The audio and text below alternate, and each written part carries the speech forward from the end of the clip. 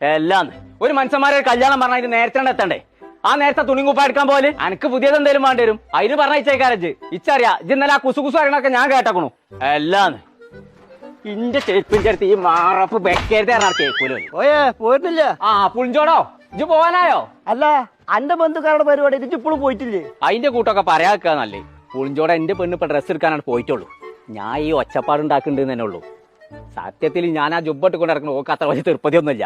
അത് ശരിയാ. അപ്പൊ ഓൾ എന്തേലും ഒരു കുപ്പായം കൊണ്ടുണ്ടാവും. ഞാൻ ഒക്കെ കൂടി ഇട്ടിട്ട് കളറായിട്ടാണ് പോരാച്ചിട്ടാണ്. കോയേ ഇച്ചൊക്കെ ഭാഗ്യം ചെയ്തോനാ. അനക്കൊക്കെ എന്റെ കുട്ടികളെ തുണി കുപ്പായി വാങ്ങി തരുണ്ടല്ലോ. ഇച്ചുണ്ട് 3-4 മരുന്ന് കുടിച്ചാനും പാടെ പൈസ തരാത്ത ജാതിയാണ്. പാവം അള്ള കാക്കട്ടെ. ആ കുളിച്ചോ മോൾട്ടി വരുന്നുണ്ട്. ഇനി എളുപ്പം മാറ്റിക്കോളി. എവിടെയാണ് മോൾട്ടിയജ്?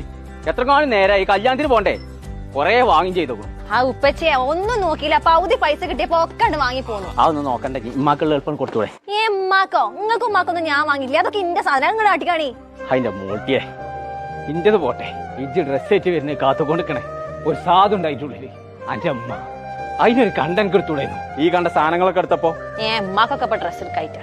കല്യാണം രാത്രി 8 മണി വരെ ഉണ്ടല്ലോ. ഇന്ന് അള്ളെത്തിച്ചിട്ടേ ഓക്കുച്ചും ഡ്രസ് എടുക്കാനുള്ള പൈസ ഒക്കെ എന്റെ അടുത്തുണ്ട്.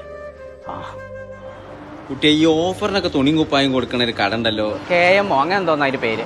എവിടെയാണ് കാക്കുവ? അതാണ് ആ കട, KMT സിൽക്സ്. ആ കോയക്ക മോള് സാധനം എടുത്ത് പോയല്ലോ. ആ ഓൾ ഒരു കാര്യം എടുക്കാൻ മറന്നു. ഇച്ചൊരു കുപ്പായമാണ്. എന്റെ പെണ്ണുങ്ങൾക്ക് ഒരു സാരി വേണം. അത് മോളിലാണ്. ആയിക്കോട്ടെ.